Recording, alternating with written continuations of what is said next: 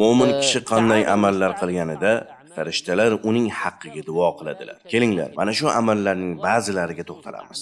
Bir qancha dalillarda farishtalarning qaysi holatlarda istig'for aytishlari bayon qilingan. Masjidda jamoat namozi o'qilishini kutayotganlar. Buxoriy va Muslim rivoyat qilgan hadisda Rasululloh sallallohu alayhi va sallam bunday deb aytganlar: "Qay biringiz namoz o'qiydigan joyda bo'lar ekan, farishtalar unga salovat aytib turishadi. Allohim uni mag'firat qil va uni rahmatingga ol." Bu inson tahoratli bo'lib o'tirar ekan, farishtalar uning haqqiga duo qilishda davom etadilar. Qay biringiz namozni kutib o'tirgan bo'lsa, u namozda turgandek bo'ladi. Inson namozni kutib o'tirar ekan, farishtalar uning haqqiga duo qilib turadi. Namoz o'qib bo'lgandan keyin ham uning haqqiga duo qiladilar. Agar inson jamoat namozini o'qigandan keyin tahoratini buzmay, namoz o'qigan joyda ibodat qilib o'tirsa, 20 daqiqa o'tiradimi, yarim soat, 2 soat o'tiradimi, hatto keyingi namoz o'qilgunicha o'tirsa ham farishtalar uning haqqiga to'xtamay duo qilib turishadi. Farishtalar birinchi safda namoz o'qiydiganlar uchun ham duo qiladilar. Rasululloh sallallohu alayhi va sallam bunday deydilar: Alloh va uning farishtalari birinchi safda namoz o'qiganlarga salovat aytadilar. Ya'ni Alloh taolo bu bandani farishtalar jamoasiga maqtaydi. Farishtalar esa uning haqqiga duo qiladilar. Bu hadis sahih hadis. Abu Dovud va Nasoiy rivoyat qilishgan. 3. Ilm talab qilish. Farishtalar talab ilmning qilgan ishdan rozi bo'lib, unga qanotlarini yozib turadilar. Olimning haqqiga osmonlar va yerdagi barcha mahluqotlar, hatto dengizdagi baliqlar ham istig'for aytishadi. Olimning oddiy ibodatgo'y odamdan afzalligi yog'du taratib turgan to'lin oy hamma yulduzlardan afzal bo'lib turganiga o'xshaydi. Abu Dovud va Termiziy rivoyat qilgan. 4. Odamlarga yaxshilikni ta'lim berish. Odamlarga yaxshilikni ta'lim berayotganlarga katta xushxabar. Payg'ambarimiz sollallohu alayhi va sallam bunday deydilar: Alloh azza va jalla va uning farishtalari, osmonlar va yer ahli, hatto uyasidagi chumoli ham, dengizdagi kitlar ham odamlarga yaxshilikni ta'lim beruvchi insonga salovat aytadilar. E'tibor bering, bu insonning haqqiga eng katta mahluqotlardan tortib eng mayda mahluqotlargacha, hatto uyasidagi chumoli ham, bahaybat kit ham duo qiladi. Va albatta, bu ikkisidan boshqa mahluqotlar ham duo qiladilar. Hadisda kichkina bir maxluq bilan katta bir maxluq misol qilindi. Aslida yer yuzidagi barcha tirik jonzot, balki olamdagi barcha maxluqotlar odamlarga yaxshilik ulashuvchi kishining haqqiga duo qiladilar. Alloh azza va jalla yaxshilik o'rgatuvchi bandani farishtalar jamoasiga maqtaydi va barcha osmon ahli uning haqqiga duo qiladi. Farishtalar, jannatdagi hurlar va jannat xizmatkorlari bo'lgan yosh g'ulomlar, payg'ambarlar va shahidlarning ruhlari ham osmonga ko'tarilgan. Alloh azza va jalla farishtalarga kimni maqtaydi? Allohning farishtalari, osmonlar va yer ahli, hatto uyasidagi chumoli va dengizdagi kitlar kimning haqqiga duo qiladilar? Bu ko'plab maxluqotlar, bu cheksiz jonzotlar odamlarga yaxshilikni ta'lim beradigan kishining haqqiga duo qiladilar. Bu sahih hadis, Termiziy rivoyat qilgan. Azizlar, bu hadis barchamizni yaxshilikni ta'lim berishga undaydigan bo'lishi kerak. Men ham, sen ham, u ham, barchalarimiz bu katta fazilatga ega bo'lish uchun odamlarga yaxshilikni o'rgatishimiz lozim.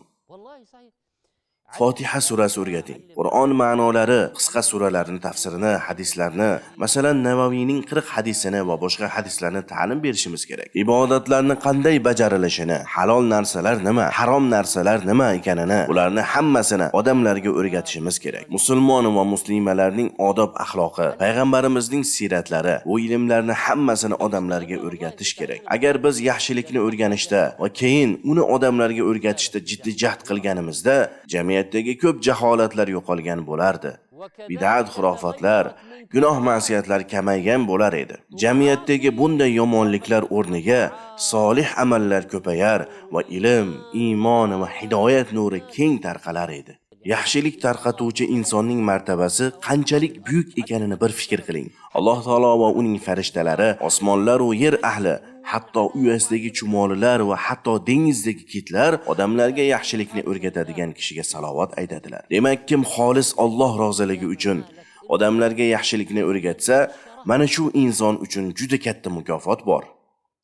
Faraz qiling, qiyomat kuni hech narsangiz bo'lmaydi. Sizda faqat amallaringiz yozilgan kitobingiz bo'ladi va bu kitobda Farishtalar va boshqa maxluqotlarni siz uchun duo qilganlarga guvoh bo'lasiz. Bu qanday katta mukofot. Farishtalar yana salovat aytishlari. Payg'ambarimiz sollallohu alayhi vasallam bunday dedilar: Alloh va uning farishtalari saharlik qiluvchilarga salovat aytadilar. Bu hadisni Ibn Hibbon rivoyat qilganlar va Alboniy yaxshi maqbul hadis deb aytganlar. Axir roza tutishdan oldin saharlik qilib olsangiz, kuni bo'yi ibodatlarni qilishga quvvatingiz bo'lmaydimi? Och qolib asabiy bo'lmaysiz va chanqamaysiz. Demak, saharlik qilsangiz ibodatlarni bajarishga kuch topasiz va bunda baraka bor va yana ahli kitoblarga muxolif ish qilingan bo'linadi. Imom Ahmad va Ibn Mojah rivoyat qilgan boshqa hadisda Rasululloh sollallohu alayhi vasallam bunday dedilar: Qaysi bir musulmon menga salovat aytsa, farishtalar ham unga salovat aytadilar. U salovat aytishda davom etsa, farishtalar ham unga salovat aytishdan to'xtamaydilar. Quloq soling. U salovat aytishda davom etsa, farishtalar ham unga salovat aytishdan to'xtamaydi. Kim xohlasa oz salovat aytsin. Xohlagan odam ko'p salovat aytsin. Ya'ni unga ham farishtalar ko'p salovat aytadi. Allohumma solli ala Muhammad deb aytsangiz, ya'ni ey Allohim payg'ambarimizni maqtab ehtirom et. Bir marta aytasizmi? 1000 marta aytasizmi? Payg'ambarimiz sollallohu alayhi vasallamga qancha salovat aytsangiz, farishtalar ham sizga salovat aytishdan to'xtamaydilar. Yana bir hadis. Qaysi bir musulmon kasal musulmonni ertalab ziyorat qilsa, ya'ni tong otgandan keyin bir kasal musulmonni uyiga borib ziyorat qiladimi yoki kasalxonaga borib ko'radimi?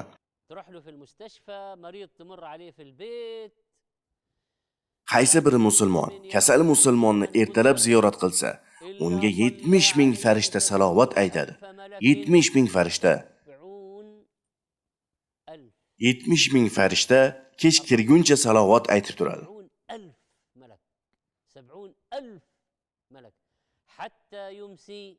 Bir tasavvur qiling. Tong otgandan keyin borib ziyorat qilsa, agar kech kirguncha 8 soat vaqt qolgan bo'lsa, 70 ming farishta 8 soat tinmay salovat aytib turadi. Agar kasalni kechki payt ziyorat qilgan bo'lsa, tong otguncha 70 ming farishta salovat aytib turadi. Bir kasal musulmonni ziyorat qilgan musulmon uchun jannatda juda katta bog', mevali, serhosil bog' beriladi. Bu hadisni Abu Dovud va Ibn Mojah rivoyat qilganlar. Bu hadislarda ba'zi amallarni zikr qildik. Bundan boshqa yana ko'p amallar bor. Kim bu amallarni qilsa, farishtalar unga salovat aytishadi. Uning haqqiga duo qilishadi. Endi bir narsaga e'tibor beringlar. Farishtalarning duolari ijobat. Ular Allohga osiy bo'lishmaydi. Mana shunday. Allohga osiy bo'lmaydigan, Allohning buyrug'ini bajarishda suskashlik qilmaydigan farishtalar sizning haqqingizga duo qiladilar. Alloh farishtalar haqida bunday degan: Alloh u farishtalarga nima buyurgan bo'lsa, umuman itoatsizlik qilmaydilar. Faqat o'zlariga buyurilgan ishni bajaradilar. Zikr qilingan bu amallar yaxshi esda qolmagan bo'lsa, qisqacha qilib yana bir takrorlab o'tamiz. Birinchi, jamoat namozini kutib o'tirish, masjidda namozdan keyin zikr qilib o'tirish. Bir namozni o'qigandan keyin keyingi namozni o'qilishini kutib o'tirish eng afzali. Ikkinchisi, birinchi safda namoz o'qish. Uchinchisi, ilm talab qilish. Qanday yo'l bilan ilm talab qilsa ham, uzoq masofadan internet orqalimi yoki kitoblar o'qibmi yoki ilm majlislariga boribmi, xullas qanday yo'l bilan ilm olsa, yuqorida aytilgan fazilatga sazovor bo'ladi. To'rtinchisi, odamlarga yaxshilikni ta'lim berish. Beshinchisi, ro'zadan oldin saharlik qilish. Oltinchisi, payg'ambarimiz Muhammad sallallohu alayhi vasallamga salovat aytish. Yettinchisi, kasalni ziyorat qilish. Aziz birodarlar, mana shu 7 ta amal. Takrorlab bir aytib chiqing. Kasalni ziyorat qilish. Hozirgi vaqtda kasallar juda ko'p.